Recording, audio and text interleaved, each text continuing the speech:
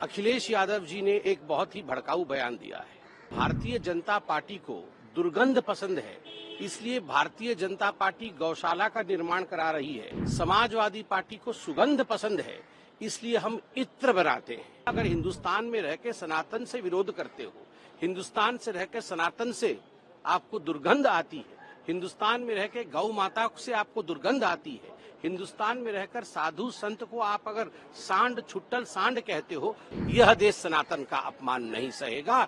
यह देश साधु संतों में नंदी देखती है जो शिव को धारण करके चलते हैं। अभी आपने हाल फिलहाल में देखा होगा कि समाजवादी पार्टी के मुखिया अखिलेश यादव जी ने एक बहुत ही भड़काऊ बयान दिया है।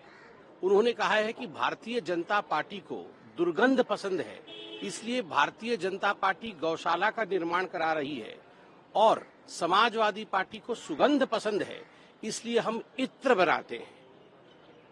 और वहां मध्य प्रदेश में आपने सुना होगा राजेंद्र प्रसाद सिंह, जो विधानसभा के अध्यक्ष थे, वर्तमान में एमएलए हैं कांग्रेस पार्टी से, उन्होंने कहा है कि ये भारतीय जनता पार्टी ने साधु संतों और महामंडलेश्वर के रूप में सांड छोड़ रखे हैं, छुट्टल सांड छोड़ रखे हैं, ताकि ये सांड घुस घुस के सनातन को फैलाएं और दूसरे के खेतों को, अर्थात दूसरे धर्मों के खेतों को चर जाएं।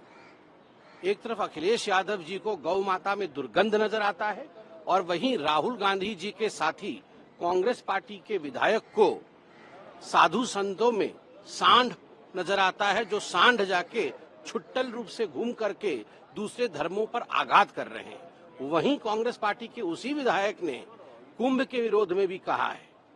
ये स्पष्ट रूप से दिखाता है कि इन लोगों को सनातन से लगाव नहीं है, सनातन विरोधी है। और मैं तो कहूंगा, अगर हिंदुस्तान में रह के सनातन से विरोध करते हो, हिंदुस्तान से रह के सनातन से आपको दुर्गंध आती है, हिंदुस्तान में रह के गौ माता से आपको दुर्गंध आती है, हिंदुस्तान में रहकर साधु संत को आप अगर सांड छुट्टल सांड कहते हो, तो हिंदुस्तान में राजनीति बंद कर देनी चाहिए।